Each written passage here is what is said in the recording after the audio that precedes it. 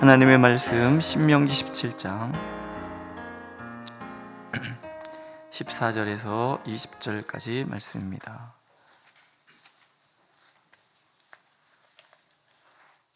신명기 17장 14절에서 20절.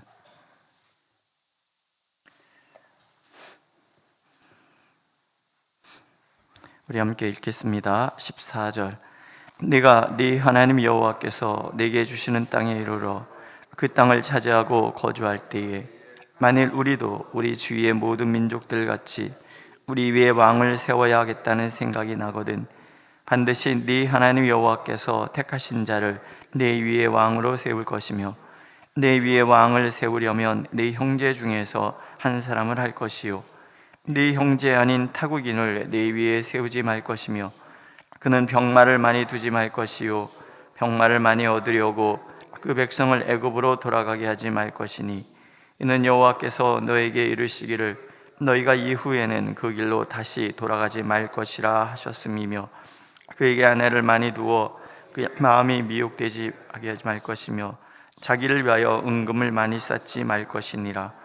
그가 왕위에 오르거든 이 율법서의 등사본을 레위 사람 제사장 앞에서 책에 기록하여 평생에 자기 옆에 두고 읽어 그의 하나님 여호와 경외하기를 배우며 이 율법의 모든 말과 이 규례를 지켜 행할 것이라.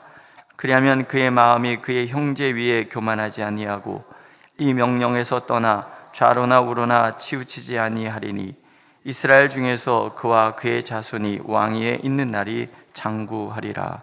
아멘. 인간은 본디 자기 소견에 옳은 대로 살고자 하는 마음이 있습니다. 제일 먼저 아이들이 하는 말이 내가 할게, 내가라는 말부터 시작하거든요. 3살 정도부터면은 그런 말을 쓰기 시작해요. 그 말을 가장 많이 쓰는 연령대가 이제 청소년 시기죠. 내가 알아서 해. 그러다가 점점 나이 들면은 누구 말 듣기 싫어합니다. 내가 모든 걸 다 하려고 그러죠. 유아 때부터 노년에 이르기까지 인간은 항상 입에 내가 알아서 해, 내가 알아서 하고자 하는 그런 마음으로 그 말과 마음으로 가득하 있는 거예요. 내가 알아서 해라는 말에는 남의 말을 듣고자 하는 마음이 없습니다. 또 내 기준으로 모든 것을 판단하려는 마음만 있는 거죠. 내가 알아서 해가 나의 주체성을 키워서 독립된 자로 성장하고자 하는 마음이기도 하고 건강한 자로 서게 하는데 굉장히 도움이 되는 그런 마음이기도 해요. 하지만 근본적으로 내가 알아서 해라는 이 말에는 하나님을 거역하고자 하는 인간의 본성이 담겨져 있습니다. 왕을 세우고자 할 때 왕들은 어떻게 해야 될 것인가? 거기에서 하나님께서 말씀하시죠. 이 명령에서 떠나 좌로나 우로나 치우치지 말라. 11절의 말씀에도 나와요. 곧 그들이 내게 가르치는 율법의 뜻대로 그들이 내게 말하는 판결대로 행할 것이요 그들이 내게 보이는 판결을 어겨 좌로나 우로나 치우치지 말라. 백성들이나 왕이나 똑같은 거예요. 그래서 하나님께서 여호수아를 민족의 지도자로 세우실 때 이 얘기를 하시는 거예요. 이 율법책을 내 입에서 떠나지 말게 하며 주야로 그것을 묵상하여 그 안에 기록된 대로 다 지켜 행하라. 그리하면 내 길이 평탄하게 될 것이며 내가 형통하리라. 다윗이 임종시에 아들 솔로몬을 앞에 불러 앉혀놓고 이 얘기를 들려줘요. 네 하나님 여호와의 명령을 지켜 그의 길로 행하여 그 법률과 계명과 율례와 증거를 모세의 율법에 기록된 대로 지키라. 그리하면 내가 무엇을 하든지 어디로 가든지 형통할지라. 이스라엘 백성들이 그들의 존재 이유는 한 가지인 거예요. 하나님의 말씀을 주야로 묵상하고 그 말씀을 지켜서 좌로나 우로나 내 기준에 의해서 이렇게 정하고 내 기준에 의해서 저렇게 정하는 그런 삶이 아니라 좌로나 우로나 치우치지 말고 말씀대로 이 말씀이 명하시는 데까지 가고 말씀이 명하시는 데서 멈추고 말씀이 주는 생각 아닌 것은 결코 따라가지 않는 그런 삶이고, 그걸 예수께서는 너희는 먼저 그의 나라와 그의 의를 구하라, 그리하면 이 모든 것을 너희에게 주시리라, 그렇게 요약해서 말씀해 주시는 거예요. 이스라엘이라는 그 존재 이유, 이스라엘 민족의 정체성, 그건 다른 것이 아니에요. 내가 다른 민족보다 뛰어나서도 아니고 인구가 더 많아서도 아니고, 오직 하나님께서 택하셨기 때문에 하나님의 택하신 백성으로서 살아가야 되는데, 왕도 예외가 없다라는 거예요.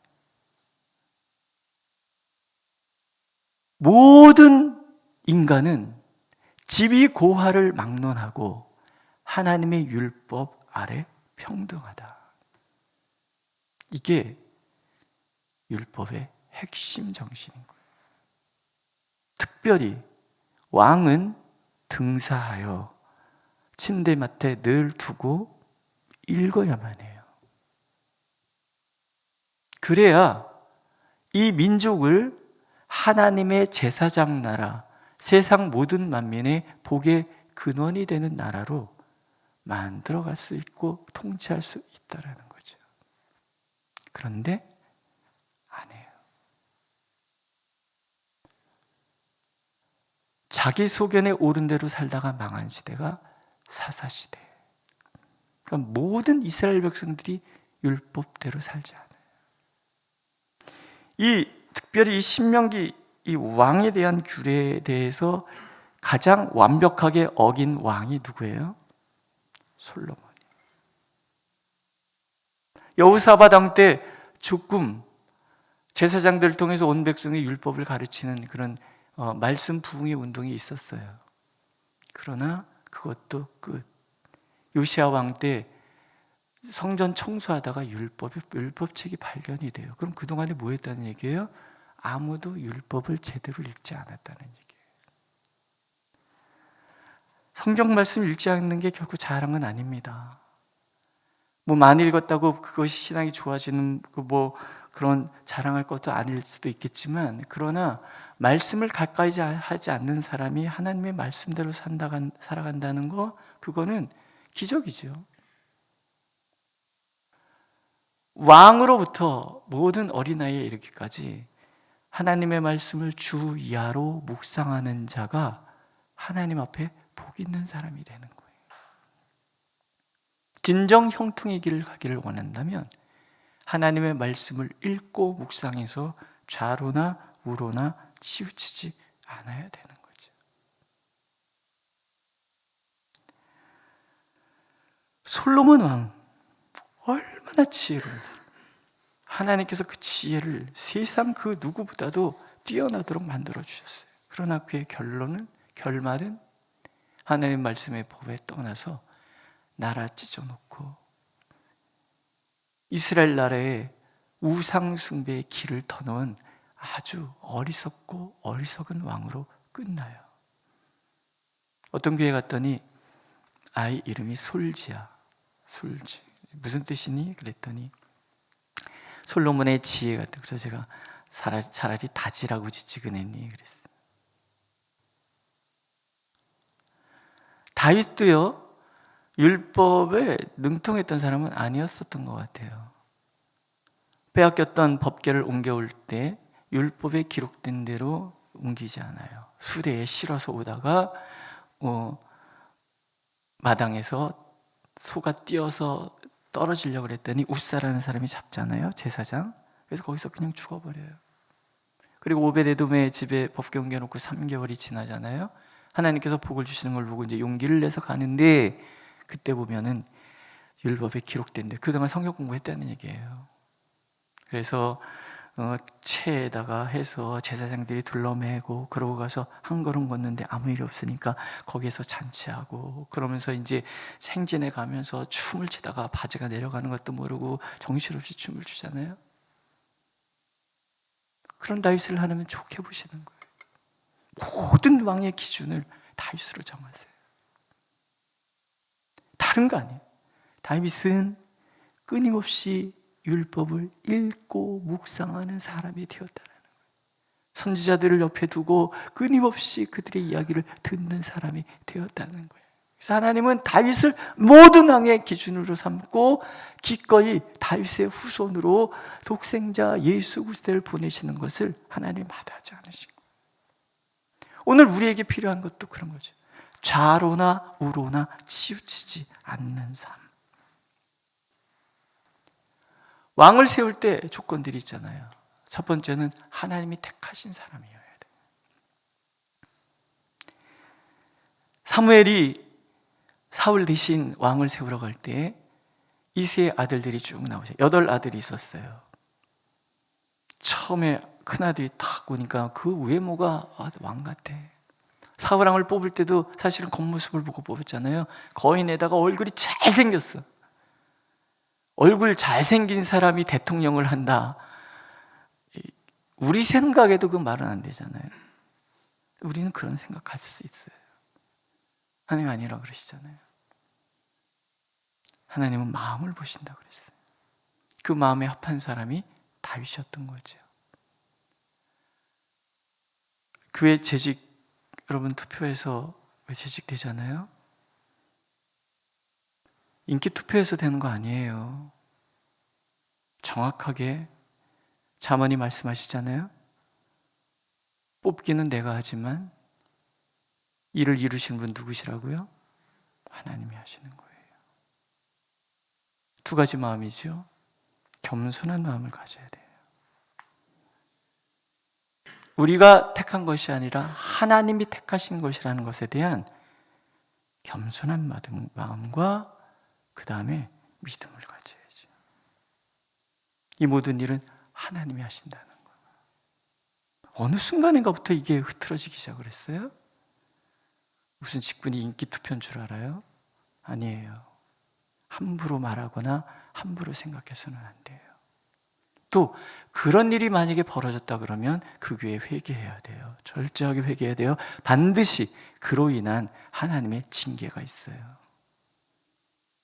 늘 택함은 하나님께 있다는 분명한 믿음, 이걸 우리는 잊지 말아야 돼요. 그러니까 재직되신 분들은요, 하나님 앞에서 겸손하게 직분을 감당하시도록 힘을 써야 됩니다.